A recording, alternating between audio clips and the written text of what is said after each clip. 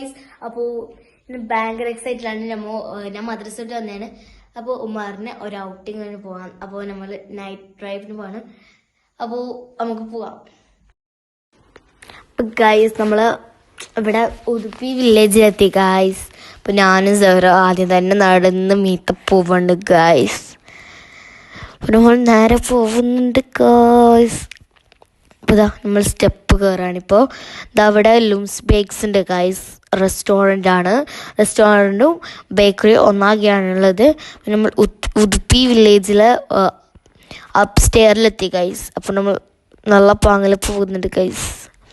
അപ്പോൾ ഹാനി ചൊടിച്ചിട്ടുള്ളതാണ്. അപ്പോൾ അതുകൊണ്ട് ഹാനി ഉമ്മയോട് ചൊടിച്ച് എന്നോടൊക്കെ ചൊടിച്ചിരിക്കുകയാണ്. അതുകൊണ്ട് ഹാനിക്ക് കുറച്ച് ദേഷ്യമുണ്ട്. അതാണ് ഹാനി വീഡിയോയിലൊന്നും വരാത്തത്.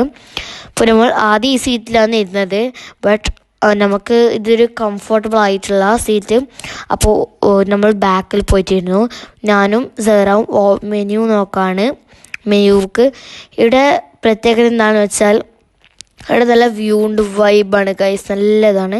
നമ്മൾ ഫുഡ് ഓർഡർ ചെയ്തിട്ടുണ്ട്. അപ്പോൾ ഗൈസ് ഇപ്പോൾ കിട്ടും ഗൈസ്. അപ്പോൾ സഹറ അവൾക്ക് വേണ്ടൊക്കെ നോക്കുന്നുണ്ട് ഗൈസ്.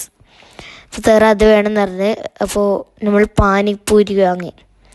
ആദ്യം തന്നെ ഞാൻ കഴിച്ചു ഗൈസ്. പാനിപ്പൂരി ഒരു രക്ഷയില്ല ഗൈസ്, അടിപൊളിയാണ്. പിന്നെ നമ്മളെ മസാല ദോശ, നമ്മളെ കേരളത്തിൻ്റെ ഒരു 5th ആയിട്ടുള്ളൊരു ഫുഡാണ് മസാല ദോശ എന്ന് പറയുന്നത്. അപ്പം അടിപൊളിയാണ്, എനിക്ക് ഏറ്റവും ഇഷ്ടപ്പെട്ടതാണ്. പിന്നെ നമ്മൾ പൈനാപ്പിൾ ജ്യൂസാണ് ഗൈസ്. അപ്പോൾ അതിനെ കുടിച്ച് ഗൈസ്, അടിപൊളിയാണ് ഗൈസ് പൈനാപ്പിൾ ജ്യൂസ്. അപ്പോൾ മസാല ദോശ കഴിയാനായി ഗൈസ്. അപ്പോൾ അടുത്ത ഹാനിക്ക് ഫ്രഞ്ച് ഫ്രൈ വേണം എന്ന് പറഞ്ഞ് അപ്പോൾ ഫ്രഞ്ച് ഫ്രൈയും വാങ്ങി ഗൈസ്. അപ്പോൾ അതിന് നമ്മൾ കഴിച്ചൊക്കെ ഗൈസ്, അടിപൊളിയാണ് ഗൈസ്. അവിടുത്തെ ആ മൈനേഴ്സ് അടിപൊളിയാണ്. അതുകൊണ്ട് ലാസ്റ്റ് ഞാൻ നക്കി എടുത്ത് ഗൈസ്.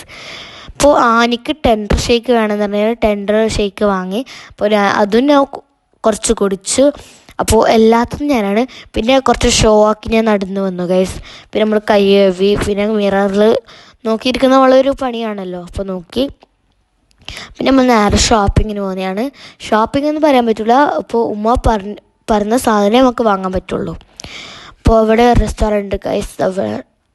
അപ്പോൾ നമ്മൾ നേരെ വെറൈറ്റി ക്യാൻഡി സെക്ഷനിലാണ് പോകുന്നത് ഗൈസ്.